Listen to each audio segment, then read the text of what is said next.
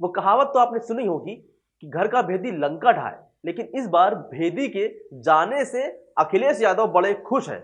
और इस बार भेदी का नाम है अपर्णा यादव, जो पिछले कई बार से हमने देखा है कि भाजपा की तरफ काफी अट्रैक्ट थी और बड़े दिनों से अटकलें लगाई जा रही थी कि अपर्णा यादव जल्द ही भाजपा ज्वाइन करेंगी। अब इस पर मोहर भी लग गई है, क्योंकि आज अपर्णा यादव ने भाजपा को ज्वाइन कर लिया है। लेकिन क्या वाकई में घर का भेदी लंका ढा देगा? क्या वाकई में समाजवादी पार्टी को नुकसान होगा अपर्णा यादव के जाने से? इसके बारे में हम पूरी डिटेल में बात करेंगे और बताएंगे कि अखिलेश यादव क्यों खुश हैं आखिर अपर्णा यादव के जाने से, और क्यों टकरार होने वाली है अब भाजपा में अपर्णा यादव के आने से।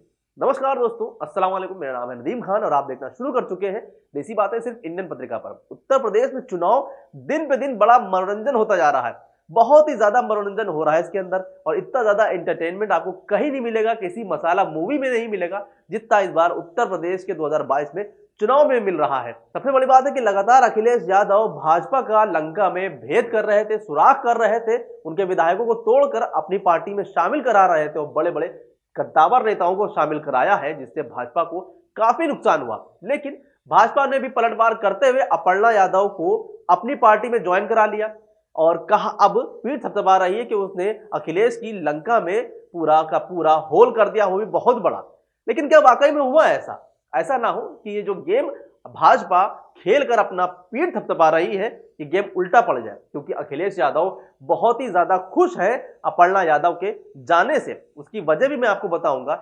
सर्वप्रथम यहाँ पे मैं आदरणीय प्रधानमंत्री श्री नरेंद्र मोदी जी का, आदरणीय मुख्यमंत्री उत्तर प्रदेश श्री योगी जी का बहुत बहुत धन्यवाद करती हूँ, और हम सबके प्रदेश अध्यक्ष जी स्वतंत्र देव जी, हमारे डिप्टी चीफ मिनिस्टर केशव राय मौर्य जी, श्री अनिल बलूनी जी, मैं बहुत बहुत धन्यवाद देती हूँ यहाँ पे मंचासीन सभी लोगों का कि आपने मुझे भारतीय जनता पार्टी का मेंबर बनने का एक सुअवसर दिया। मैं, जैसा कि सभी जानते ही हैं, मैं हमेशा से प्रभावित रहती थी आदरणीय प्रधानमंत्री जी से, और मेरे चिंतन में हमेशा राष्ट्र सबसे पहले है। मुझे लगता है कि राष्ट्र का धर्म मेरे लिए सबसे ज़्यादा ज़रूरी है, और मैं बस यही बोलना चाहती हूँ कि अब मैं राष्ट्र की आराधना करने निकली हूँ। इसलिए आप सभी लोगों का सहयोग भी बहुत अनिवार्य है, और मैं बहुत बहुत हमेशा से प्रभावित रहती हूँ जिस प्रकार की कार्यशैली है, चाहे वो स्वच्छ भारत मिशन हो, चाहे वो महिलाओं के लिए स्वावलंबी जीवन हो, चाहे वो रोजगार हो।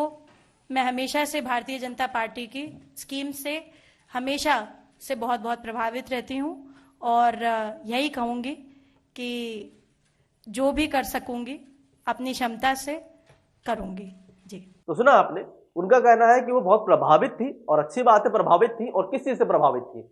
उन्होंने कहा रोजगार से, जो नीतियां थी उससे, और कितना गर्द में गया है अब आप सोच लीजिए। अब इससे प्रभावित होकर अगर भाजपा ज्वाइन कर रही है तो जाहिर सी बात है कौन वोट देगा, जब भाजपा की नीतियों से उत्तर प्रदेश गर्द में चला गया है। रोजगार के नाम पर सिर्फ ठगा है, बताते तो हैं 4.5 लाख नौकरियां दे दी हैं, लेकिन जो बेरोजगारी दर है वो उसके बिल्कुल उलट है। हमने 69,000 शिक्षक भर्ती का मामला देखा, हमने 97,000 शिक्षक भर्ती का मामला देखा, हमने बीएड टेट का मामला देखा। ऐसे कितने ज्यादा मामले हैं जिसमें बेरोजगार शिक्षक रोजगार मांगते हुए दिखाई दिए थे रोड पर, लाठीचार्ज हुआ था उन पर। और सीएमआई के आंकड़े भी मौजूद है, और वो बता रहे हैं चिल्ला चिल्ला के कि उत्तर प्रदेश में कितना विकास किया है, कितना रोजगार दिया है हमारी भारतीय जनता पार्टी के मुख्यमंत्री योगी आदित्यनाथ ने। और ये सारी चीजें हैं, अच्छी बात है। लेकिन अपर्णा यादव के जाने से अब गेम क्या बदलने वाला है उसको समझने की जरूरत है। समझिएगा, इस गेम को बहुत ज्यादा डीपली है।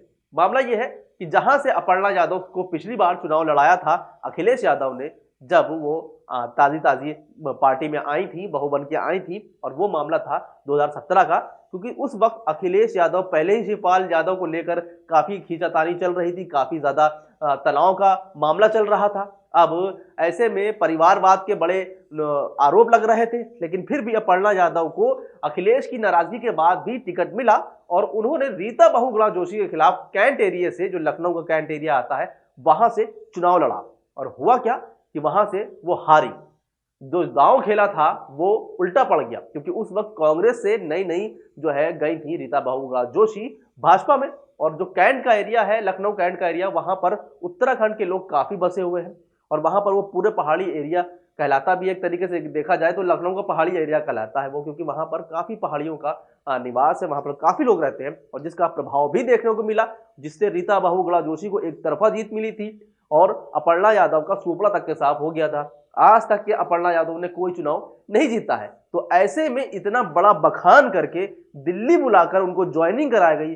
जेपी नड्डा मौजूद रहे, खुद मुख्यमंत्री मौजूद रहे और केशव प्रसाद मौर्य से लेकर सारे बड़े नेता मौजूद रहे। ये दिखाया गया कि भैया लंका भेद दी है समाजवादी की, लेकिन जिस लंका को भेद कर और जो मोहरा निकाल कर ये लाए हैं, वो मोहरा कहीं उल्टा ना पड़ जाए। इसीलिए मैं कह रहा हूं, क्योंकि अपर्णा यादव की सीट पर इस वक्त सबसे मजबूत दावेदार उनके बेटे मयंक है, क्योंकि वो पिछले 5 साल से उस जगह पर सक्रिय हैं। और जब रीता बहुगुणा जोशी ने चुनाव लड़ा था तो सबसे ज्यादा कैंपेनिंग करने में भी वही आगे थे और सबसे ज्यादा लोग उनसे वहां पर प्रभावित थे। तो मयंक अग्रवाल एक मजबूत दावेदार है। अब अगर इस सीट पर 2 दावेदार होते हैं, यानी कि अपर्णा यादव और दूसरी है मयंक, अब इन दोनों के बीच का टकराव देखने वाला है, क्योंकि समाजवादी के लिए अब वहां से प्रॉब्लम खत्म हो गई है, समस्या खत्म हो गई है कि उनको अपर्णा यादव को चुनाव लड़वाना है। तो यहां से परिवारवाद का मामला ही खत्म हो गया। अब जो मामला फंसता है वो भाजपा के लिए ही फंसता है और भाजपा के लिए इससे पार पाना बड़ा मुश्किल होगा, क्योंकि रीता बहुगुणा जोशी इस वक्त कैबिनेट मिनिस्टर है और अगर उनको नाराज करते हैं तो उत्तराखंड का जो वहां का एरिया है, जो पहाड़ी एरिया है, वो नाराज हो जाएगा और अगर वो नाराज हो गया तो अपर्णा यादव को टिकट मिलने के बाद भी जीत नामुमकिन है।